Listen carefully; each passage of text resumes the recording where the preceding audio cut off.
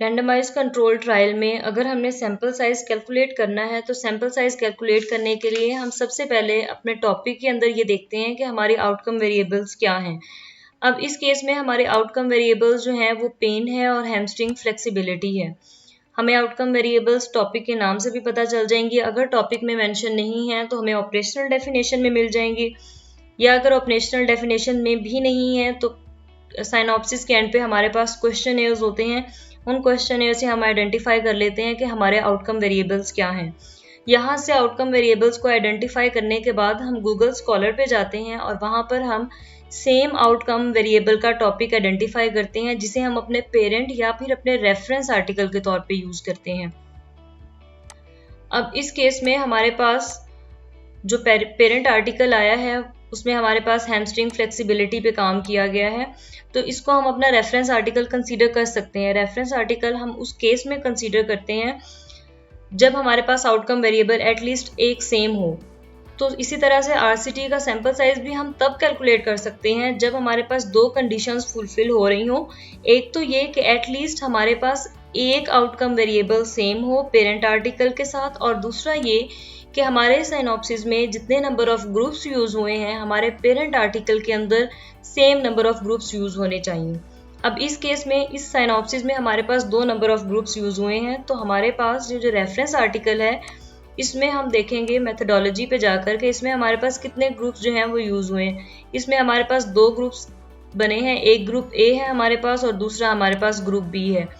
तो ये हमारी कंडीशन को फुलफिल कर रहा है कि हमारे पास नंबर ऑफ ग्रुप्स भी सेम है और दूसरा ये कि हमारी एक आउटकम वेरिएबल भी सेम है। अब हम गूगल पर जाकर ओपन एपी को सर्च करेंगे। जैसे ही हमारे पास ये ओपन होगा तो सबसे पहली साइट हमारे पास जो आएगी हम उसको क्लिक करेंगे। इसको क्लिक करने के बाद हमारे पास ये एक मेन्यू शो हो रहा है। इस मेन्यू में हम सैंपल साइज पर जाकर मीन डिफरेंसेस को टिक करेंगे। यहाँ हमारे पास एंटर न्यू डाटा है, हम इसको क्लिक करेंगे। न्यू डाटा एंटर करने के बाद यहाँ पर हम ग्रुप 1 की पोस्ट मीन और स्टैंडर्ड डेविएशंस लेंगे, यहाँ पर ग्रुप 2 की पोस्ट मीन और स्टैंडर्ड डेविएशन लेंगे, यानी कि आफ्टर इंटरवेंशन हमारे पास जो मीन स्टैंडर्ड डेविएशन आएगी हमने यहाँ वो ऐड करनी है। हम अपने रेफरेंस आर्टिकल में जाते हैं। यहाँ पर हमें रिजल्ट्स में जो है वो टेबल मेंशन होते हैं, उन टेबल्स में हमारे पास पोस्ट वैल्यूज गिवन होती हैं। अब इस केस में हमारे पास ये नी एंगल आइडेंटिफाई किया गया है। ये हमारे पास ग्रुप ए में पोस्ट वैल्यू है मीन और स्टैंडर्ड डेविएशन की, ये हमारे पास ग्रुप बी में पोस्ट वैल्यू है मीन और स्टैंडर्ड डेविएशन। अब ग्रुप ए की मीन वैल्यू हमारे पास 29.47 है और इसकी स्टैंडर्ड डेविएशन हमारे पास 4.431 है। हम इसको जाकर अपने ओपन एपी में एंटर करेंगे। फर्स्ट ग्रुप की हमारे पास 29.47 मीन थी और हमारे पास 4.431 स्टैंडर्ड डेविएशन थी। इसी तरह से हम ग्रुप 2 की देखेंगे। ग्रुप 2 में हमारे पास मीन वैल्यू 25.03 है और स्टैंडर्ड डेविएशन 5.887 है। इसको हम ओपन एपी में जाकर एंटर करेंगे। ये हमारे पास 25.03 और इसकी स्टैंडर्ड डेविएशन 5.887। इसके बाद हम इसको कैलकुलेट करेंगे। ये हमारे पास सैंपल साइज आ गया। हर ग्रुप में हमारे पास सैंपल साइज 22 है और टोटल सैंपल साइज हमारे पास 44 है। अब हमने यहाँ से इसका स्क्रीनशॉट ले लेना होता है और उसके बाद हमने इसको अपने फाइल में या फॉर्मेट में एज इट इज एंटर कर देना होता है।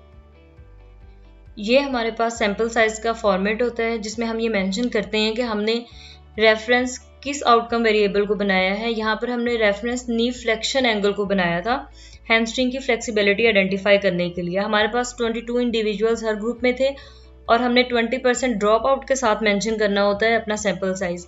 ड्रॉप आउट के साथ हम इसलिए मेंशन करते हैं क्योंकि कुछ पेशेंट हमारे पास क्विट कर जाते हैं, कुछ हमारे पास फॉलोअप में नहीं आते, तो इसीलिए हमने ड्रॉप आउट के साथ सैंपल साइज मेंशन करना होता है।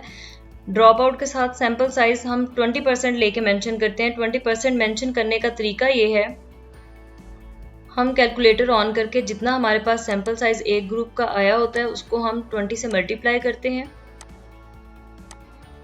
मल्टीप्लाई करने के बाद हम 100 से इसको डिवाइड करते हैं। अब हमारे पास 4 आया, 4.4, तो हम 4 कंसीडर करते हैं कि 22 में 4 प्लस हुआ है, हमारे पास 28 है। अब इसके एंड पे हमने रेफरेंस भी ऐड करना होता है। रेफरेंस इसलिए ऐड करना है ताकि हमें पता हो कि हमने किस आर्टिकल की मीन स्टैंडर्ड डेविएशन ली है। यहाँ हमने वही स्क्रीनशॉट ऐड कर देना होता है। ये हमारे पास सैंपल साइज कैलकुलेट करने का फॉर्मूला है, इसको हमने एज इट इज़ एंटर कर देना होता है। यहाँ पर हमने ग्रुप ए की मीन वैल्यू ऐड करनी है, यहाँ हमने ग्रुप बी की मीन वैल्यू ऐड करनी है, इनके आगे हमने रेफरेंस डालना है, स्टैंडर्ड डेविएशन हमने उसी तरह से ऐड करनी है और एंड पे हमने ये मेंशन करना है कि हमारा ड्रॉप आउट कितने % था और उसके बाद हमारे पास सैंपल साइज कितना है। ये हमारे पास RCT को ओपन एपी के थ्रू सैंपल साइज कैलकुलेट करने का तरीका है। रैंडमाइज कंट्रोल ट्रायल में अगर हमने सैंपल साइज कैलकुलेट करना है तो सैंपल साइज कैलकुलेट करने के लिए हम सबसे पहले अपने टॉपिक के अंदर ये देखते हैं कि हमारे आउटकम वेरिएबल्स क्या हैं। अब इस केस में हमारे आउटकम वेरिएबल्स जो हैं वो पेन है और हैमस्ट्रिंग फ्लेक्सिबिलिटी है। हमें आउटकम वेरिएबल्स टॉपिक के नाम से भी पता चल जाएंगी। अगर टॉपिक में मेंशन नहीं है तो हमें ऑपरेशनल डेफिनेशन में मिल जाएंगी, या अगर ऑपरेशनल डेफिनेशन में भी नहीं है तो साइनॉप्सिस के एंड पे हमारे पास क्वेश्चनेयर्स होते हैं। उन क्वेश्चनेयर से हम आइडेंटिफाई कर लेते हैं कि हमारे आउटकम वेरिएबल्स क्या हैं। यहाँ से आउटकम वेरिएबल्स को आइडेंटिफाई करने के बाद हम गूगल स्कॉलर पे जाते हैं और वहाँ पर हम सेम आउटकम वेरिएबल का टॉपिक आइडेंटिफाई करते हैं जिसे हम अपने पेरेंट या फिर अपने रेफरेंस आर्टिकल के तौर पे यूज़ करते हैं। अब इस केस में हमारे पास जो पेरेंट आर्टिकल आया है उसमें हमारे पास हैमस्ट्रिंग फ्लेक्सिबिलिटी पे काम किया गया है, तो इसको हम अपना रेफरेंस आर्टिकल कंसीडर कर सकते हैं। रेफरेंस आर्टिकल हम उस केस में कंसीडर करते हैं जब हमारे पास आउटकम वेरिएबल एटलीस्ट एक सेम हो। तो इसी तरह से RCT का सैंपल साइज भी हम तब कैलकुलेट कर सकते हैं जब हमारे पास 2 कंडीशंस फुलफिल हो रही हो। एक तो ये कि एटलीस्ट हमारे पास एक आउटकम वेरिएबल सेम हो पेरेंट आर्टिकल के साथ, और दूसरा ये कि हमारे साइनॉप्सिस में जितने नंबर ऑफ ग्रुप्स यूज हुए हैं हमारे पेरेंट आर्टिकल के अंदर same number of groups use होने चाहिए।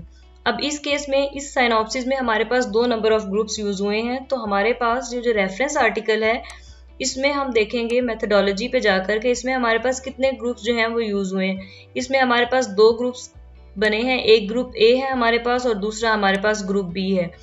तो ये हमारी कंडीशन को फुलफिल कर रहा है कि हमारे पास नंबर ऑफ ग्रुप्स भी सेम है और दूसरा ये कि हमारी एक आउटकम वेरिएबल भी सेम है। अब हम गूगल पर जाकर ओपन एपी को सर्च करेंगे। जैसे ही हमारे पास ये ओपन होगा तो सबसे पहली साइट हमारे पास जो आएगी हम उसको क्लिक करेंगे। इसको क्लिक करने के बाद हमारे पास ये एक मेन्यू शो हो रहा है। इस मेन्यू में हम सैंपल साइज पर जाकर मीन डिफरेंसेस को टिक करेंगे। यहाँ हमारे पास एंटर न्यू डाटा है, हम इसको क्लिक करेंगे।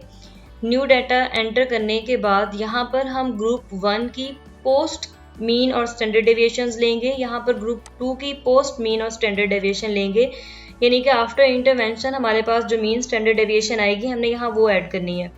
हम अपने रेफरेंस आर्टिकल में जाते हैं, यहाँ पर हमें रिजल्ट्स में जो है वो टेबल मेंशन होते हैं, उन टेबल्स में हमारे पास पोस्ट वैल्यूज गिवन होती हैं। अब इस केस में हमारे पास ये नी एंगल आइडेंटिफाई किया गया है, ये हमारे पास ग्रुप ए में पोस्ट वैल्यू है मीन और स्टैंडर्ड डेविएशन की, ये हमारे पास ग्रुप बी में पोस्ट वैल्यू है मीन और स्टैंडर्ड डेविएशन। अब ग्रुप ए की मीन वैल्यू हमारे पास 29.47 है और इसकी स्टैंडर्ड डेविएशन हमारे पास 4.431 है। हम इसको जाकर अपने ओपन एपी में एंटर करेंगे। फर्स्ट ग्रुप की हमारे पास 29.47 मीन थी और हमारे पास 4.431 स्टैंडर्ड डेविएशन थी। इसी तरह से हम ग्रुप 2 की देखेंगे। ग्रुप 2 में हमारे पास मीन वैल्यू 25.03 है और स्टैंडर्ड डेविएशन 5.887 है। इसको हम ओपन एपी में जाकर एंटर करेंगे।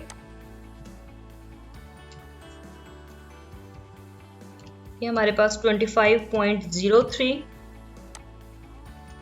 और इसकी स्टैंडर्ड डेविएशन 5.887। इसके बाद हम इसको कैलकुलेट करेंगे। ये हमारे पास सैंपल साइज आ गया। हर ग्रुप में हमारे पास सैंपल साइज 22 है और टोटल सैंपल साइज हमारे पास 44 है। अब हमने यहाँ से इसका स्क्रीनशॉट ले लेना होता है और उसके बाद हमने इसको अपने फाइल में या फॉर्मेट में एज इट इज़ एंटर कर देना होता है। ये हमारे पास सैम्पल साइज का फॉर्मेट होता है जिसमें हम ये मेंशन करते हैं कि हमने रेफरेंस किस आउटकम वेरिएबल को बनाया है। यहाँ पर हमने रेफरेंस नी फ्लेक्शन एंगल को बनाया था हैमस्ट्रिंग की फ्लेक्सिबिलिटी आइडेंटिफाई करने के लिए। हमारे पास 22 इंडिविजुअल्स हर ग्रुप में थे और हमने 20% ड्रॉप आउट के साथ मेंशन करना होता है अपना सैम्पल साइज। ड्रॉप आउट के साथ हम इसलिए मेंशन करते हैं क्योंकि कुछ पेशेंट हमारे पास क्विट कर जाते हैं, कुछ हमारे पास फॉलोअप में नहीं आते, तो इसीलिए हमने ड्रॉप आउट के साथ सैम्पल साइज मेंशन करना होता है। ड्रॉप आउट के साथ सैम्पल साइज हम 20% लेके मेंशन करते हैं। 20% मेंशन करने का तरीका ये है, हम कैलकुलेटर ऑन करके जितना हमारे पास सैम्पल साइज एक ग्रुप का आया होता है उसको हम 20 से मल्टीप्लाई करते हैं। मल्टीप्लाई करने के बाद हम 100 से इसको डिवाइड करते हैं। अब हमारे पास 4 आया 4.4, तो हम 4 कंसीडर करते हैं कि 22 में 4 प्लस हुआ है, हमारे पास 28 है। अब इसके एंड पे हमने रेफरेंस भी ऐड करना होता है। रेफरेंस इसलिए ऐड करना है ताकि हमें पता हो कि हमने किस आर्टिकल की मीन स्टैंडर्ड डेविएशन ली है। यहाँ हमने वही स्क्रीनशॉट ऐड कर देना होता है। ये हमारे पास सैम्पल साइज कैलकुलेट करने का फॉर्मूला है, इसको हमने एज इट इज़ एंटर कर देना होता है। यहाँ पर हमने ग्रुप ए की मीन वैल्यू ऐड करनी है, यहाँ हमने ग्रुप बी की मीन वैल्यू ऐड करनी है, इनके आगे हमने रेफरेंस डालना है, स्टैंडर्ड डेविएशन हमने उसी तरह से ऐड करनी है और एंड पे हमने ये मेंशन करना है कि हमारा ड्रॉप आउट कितने % था और उसके बाद हमारे पास सैम्पल साइज कितना है। ये हमारे पास RCT को ओपन एपी के थ्रू सैम्पल साइज कैलकुलेट करने का तरीका है।